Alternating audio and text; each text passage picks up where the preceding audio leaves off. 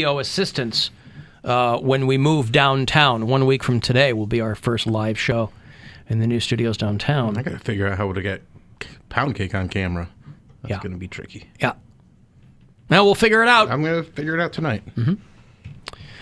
Guardians will play tonight. They had last night off. They will start up in Detroit against the Tigers, 7:10 tonight here at MMS. So we'll roll out around 6:30, and then right around 6:40 is when that pregame coverage will begin. If you listen to us on iHeartRadio, because you can listen to the Guardians games if you're in town, you can listen to them on the app. If you listen to us outside Cleveland, tell me where. Norm is one of our bureau chiefs in Detroit. Deborah listens in Pittsburgh. Jesse's in Castle Rock, Colorado. Robin is in Elkhart, Indiana. Anybody know what Elkhart, Indiana is famous for? There's a college there. The RV. It is the RV capital of the United States. Yeah, college of hard knocks. Is that the college that's there? Are you all right? There's a college there. Are you all right? Yeah. That doesn't sound too. Just a way to You're still licking your wounds over that lack of a pound cake compliment. Yeah, I'm very sad. So I can have to tell. start talking like him. A college. There's a college there. You are a ass. I've been getting messages from people all day long asking what I think about Mar-a-Lago getting raided. And I don't know what you want me to say about Mar-a-Lago getting raided. Well, listen, Alan, you don't talk enough politics, and when you do, you should stop. So That's what Political Joe says. That's what Political Joe says. How come you don't ever stop talking about, how come you don't stop? It is funny, though, I will say, to see the complete 180. All of a sudden, the Republicans hate law enforcement. Well, that always happens when they do that from time to time, you know. Yeah. There's like a state rep in Florida who said that they should start arresting FBI agents on site. Like, you just see one out in the wild. Yeah, arrest that person. Do they advertise the fact that they work for the FBI? I mean, you wear those windbreakers. Oh, yeah, those are cool. So, yeah, I don't know. I mean, it's still very early, and I don't think anybody knows what's going on. Ain't nothing gonna happen. Well, that's not true. Ain't nothing gonna happen. They would have got him by now. It's not true that nothing's going to happen. But everything in MAGA world is smoke and mirrors. Everything's one big grift. So that's why Ron DeSantis is constantly whining that gun-free zones are less safe, but bans firearms at his events. Because the message is, guns are great for schools, just not for governors. Laura Ingram's over there on Fox News saying, when we get power back, we're going to hold everyone accountable. We're going to gut the military, So this whole, they hate law enforcement as soon as there's even the mere notion of accountability. They're the party of revenge. By the way, you'd think they'd be happy about this. Because they wanted to... No, they wanted to lock Hillary Clinton up over document security. You think they would be over the moon at all of these classified documents being secured once more.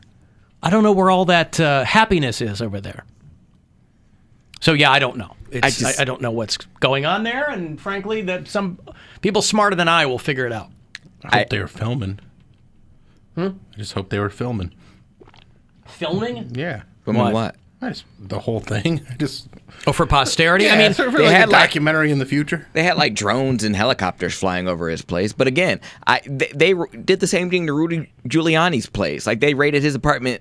Like, I feel like that was like 2 years ago. But we've also become inured to the whole thing. Like, it's not, they go, this is unprecedented. Yeah, because it's Trump. If they raided Obama's house, oh my God, it would be a massive. It would be a huge shock, but it's Trump. So people go, yeah, he's a traitor and a criminal. There's zero surprises here. People are so used to it that when they go, the home of a former president was raided by the FBI, under any other circumstances, you'd be like, oh my God, that's like a big deal. But what probable cause did they have, though? I don't like that because either, that they're just popping up and raiding people's place. They're not popping up. They did pop up. They informed the Secret Service because it was public information that he had taken classified documents to Mar-a-Lago. Allegedly. They're in his house in the boxes. That's a crime. They didn't just show up and go, like they inform Secret Service. Hello, we're bored. May we come in your home? Right. Right. This is all by the book. All by the book. What's not by the book is taking classified documents to your house. So, no, this is not that just them going, let's just go and... So, yeah, I don't know. Now, to pivot slightly, if you think that the greatest that... That was a nice pivot. Slight pivot, honestly. If you think... I don't know what's going on to pivot. Pivot! If you think that the greatest threat to gay rights is the Republican Party, you'd be wrong. It's the Bachelorette Party. Ooh. Because Bachelorette parties, as we have all come to know, will ruin any place they're in. You've had them at comedy shows. Anytime Poundcake had mentioned Provincetown not long ago, or I did, or somebody did, I don't know. But Provincetown was a huge gay community on the East Coast. That bachelorette parties are ruining LGBTQ areas. They say it's akin to gentrification. You know how gentrification works, right? A different community comes in, starts to drive rental prices up and things like that. It's an appropriation Put in a Jamba Juice. Put in a Jamba Juice. And so they're complaining about bachelorette parties essentially destroying the locations. This is such a gay problem. It is. It is very much so, yes. But it's still funny to consider. They're like, look, these women come in, and one woman referred to it as a Will and Grace complex. Bachelorette parties that come in and just scream Cher lyrics and yell, "Yes, Queen," and they think that that's, whatever. No, I would actually hate it. I'm sure they do. But what I'm saying is, if you are an owner of one of these places, you're in a weird spot because you don't want to drive out your regular customers, but you also don't want a big party's a big party. Mm-hmm. You're there to make money. But you have to think as a business owner, what group of people is more loyal? And it's going to be the gays. But how many times is that girl going to get married? She'll get married a few times, and she's going to come back for the second and third bachelorette party. It doesn't matter. The gays come year round. They rent homes out there, so the gays still win. There was a story of this. I feel like it was a Twitter thread or a TikTok. It was a group of girls who just loved being around gays so much they actually invaded a gay cruise ship. It was a gay cruise line, and they're like, the things that we saw. I'm like, I don't like that, because you know what you're setting yourself up for. It's going to be pretty much a huge orgy, and then you're going to go there and judge, and we don't like that either. This is like our space. Well, to your point, this is a this is a problem very specific to a very specific community. Nevertheless, it is their community. And they're like, look, it's just a matter of trying to inform people, because these bachelorette parties, this isn't the Flats. This is Provincetown. So you got like college-educated, well-off, need I say, all white girls. And they're like, they're not homophobic. They want to be respectful. But you put some drinks in them, and they're grabbing guys' asses, or they're taking selfies in front of the leather daddies. And, one guy's like, this is not a queer zoo. So it's a matter of concern for people there that bachelorette parties. I'm just happy that our gay brothers and sisters have finally come around to what we in the cis community have known for a long, long time. That bachelorette parties are a scourge. Like Bill said, locusts. They call them hen parties, I think, over in the UK. I always enjoy that. Hen parties. Hen party. Right. Hence the term, a hen-pecked husband.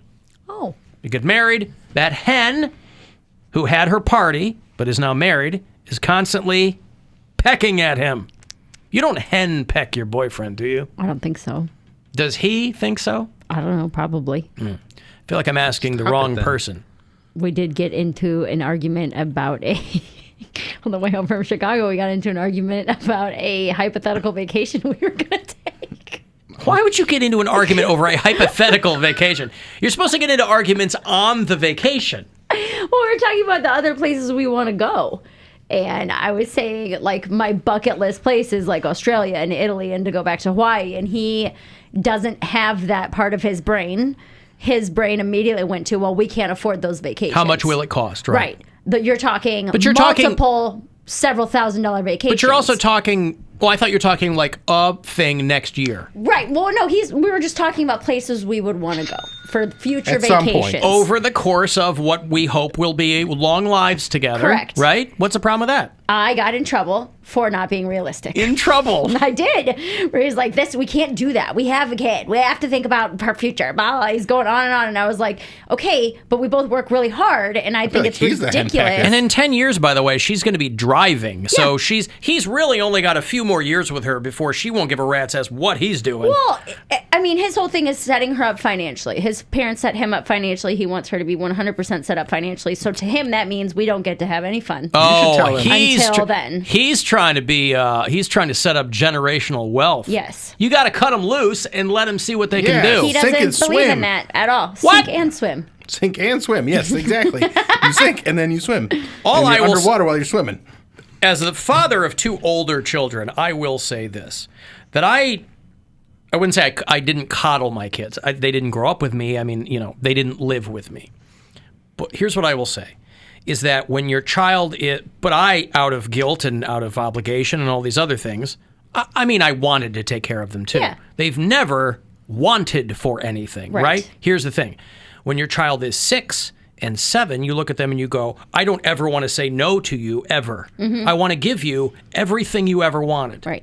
But then they get a little bit older and you go, but I also want you to be like a confident, functioning person in the world that eventually doesn't need me. Yeah. That's ultimately what you want. Right. For you not to need me. And he wants to do that, but he also has That's not the way to do it. He also has a set dollar amount that he will not be happy slowing down his work until he hits that dollar amount. And when he does... For her? A set dollar amount to give to her on the day that she graduates. Go to college, buy a house, do whatever you want to do with this amount of money. Because that's what his parents did for him. I mean, that's very nice, but... But this is what started our hypothetical fight, is that we can't afford to go to places like Italy, Australia, or Hawaii. Yeah, but if his parents handed him a bunch of money, why is he so stingy?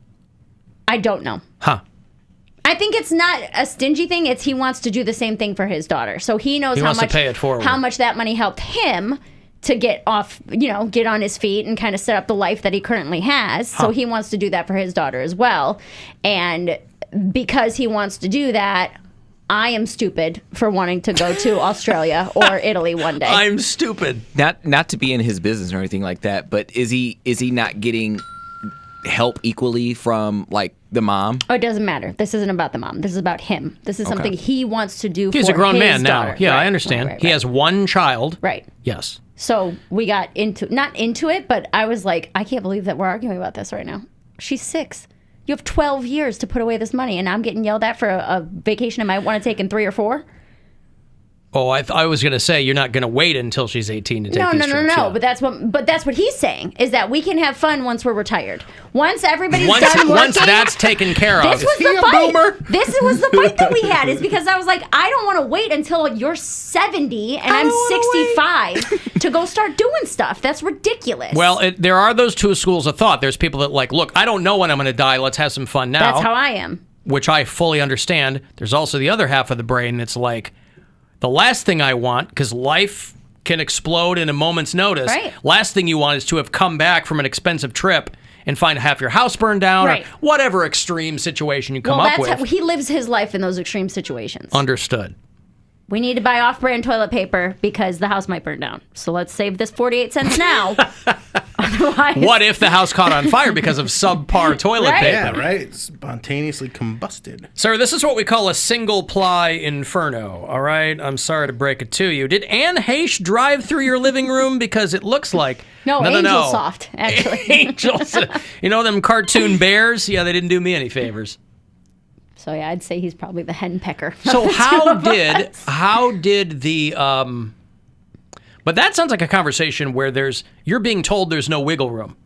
Not let's figure this out, but... I'm being told I'm frivolous and that I don't have a kid to worry about the same way he does. So I don't think the same way he does because I don't have a child. Well, two things can be true at the same time. That is true. Doesn't make you frivolous. Right. He's like, you're used to doing whatever you want to do whenever you want to do it, and that's great. But I can't live my life like that.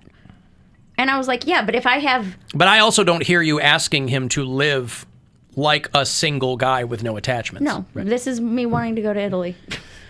Well, again, that's expensive. Little Italy. It's the understand. same. Yeah, it's on the other side of the thing. city. It's the Come exact same on. thing. They I couldn't know. call it Little Italy if it wasn't exactly like Italy. He'll go, have you seen the price of gas? That's money I got to set aside. I can't go to Little Italy. He would. Well, because Gwen and I are starting to talk about where we want to go for our 10th anniversary is next year. I'll plan it for you. Don't Thank you, worry. Bill. I appreciate it. And so Duluth, we're Minnesota. Have you heard of it? we're having conversations about places we want to go. Now, our daughter will not come with us. Right. It'll be us. Yeah, it's your anniversary. Right. But those are You want me to send her to Duluth? Yes. They Your go on a daughter. vacation in Bay Village. Send the daughter to Duluth. Duluth. She's gonna have a good time there. Well, why are you all pro Duluth, by the way? It's Just because they make underwear you like. it's just a very nice Minnesota gem. Alan, Italy is completely doable on a fairly simple budget. You just need to plan well. Not if you have one kid. Well, all three of you would go. No. You too would go. Yes. Is that a sticking point or no? Okay. What I would say is if you plan it out, Europe can be very affordable. I understand that. Yeah. And you don't have to stay in a youth hostel or anything. I know. mean, Now, when you're with Mr. Nine Tines over here, Only the best 4 seasons. when you're with Joe Comefork, I have no desire to go to Italy or France. The only place I want to go I want to go to England, and I want to go to Switzerland. Yeah. Those are the ones. Now, if I go to those, I might as well go to the others because it's not It's that all far. right there. it's a train trip Why right not? there. Yeah. Switzerland's like the one that I really want to see. Yeah. Yeah, my mother-in-law's been. She goes on a lot of those, trips with friends and things like that. She's gone to the Alps. And Gwen's been more places than I have been. She's been to Italy and all that kind of stuff. I've been to a handful of places. But, I mean, I didn't even really travel before Gwen. Yeah. We didn't travel growing up. My Yeah. parents hated to travel. But you could absolutely do something like that. We just the only disagreements we ever have are about money. We see money so differently. Like it's 180-degree differences on money.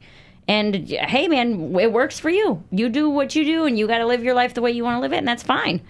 But at the same time, there was nuggets of truth to what he was saying, where it is like, I have never had to take anyone else into consideration in almost any decision I have ever made, where I can 95% of my life I've been able to do whatever the hell I want to do whenever I want to do it. Right. So I understand his point of concern. Like, hey, I can't just drop $8,000 on a vacation to Italy for 2 weeks. Like, this isn't But you could. feasible. Can you just pay for it?